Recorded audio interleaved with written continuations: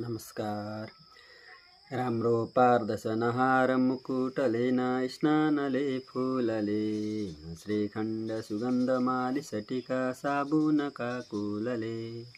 साह्रै सुन्दर बन्नु पर्दछ भने बोली सिकौँ संस्कृत विद्याले बढी जान्छ रूप सजिलै मिल्ला ठुलो इज्जत। आज विक्रम आदित्य श्री सम्मत 2082 साल सिद्धार्थी नामको संवत्सर शरद ऋतु रवि दक्षिणायन कलि 5127 वर्ष। आज अश्विन महिनाको 29 गते बुधबार। आज कार्तिक कृष्ण पक्षको नवमी तिथि 21 घडी र 44 पला। तिस्या नक्षत्र अक्टोबर महिनाको 15 तारिक 2025। आज काला राहु नैऋत्य दिशामा केन्द्रित रहने, योगिनी पूर्व दिशामा केन्द्रित रहने। चन्द्रमा आज कर्कट राशिमा, सेता चन्द्रमा उत्तर दिशामा केन्द्रित रहनेछन्। सूर्य कन्या राशिमा, बृहस्पति मिथुन र शनि मीन राशिमा आज भ्रमण गर्नेछन्।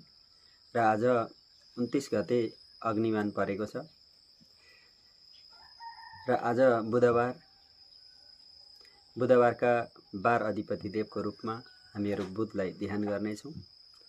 विशेष गरेर नवग्रह मण्डलको ईशान दिशामा केन्द्रित रहेर ग्रह संसारमा सहयोग पुर्याउनु हुने बुध ग्रह 12 अधिपति देव आजका जुन बुध हुनुहुन्छ, बुधको हामीहरू ध्यान गर्नेछौँ। प्रियाङ्गो कलिका श्यामं रूपेणां प्रतिमं बुधं सौम्यं सौम्यगुणोपेतं तं बुधं प्रणमाम्यहम्। ओम बुम बुधाय नमः।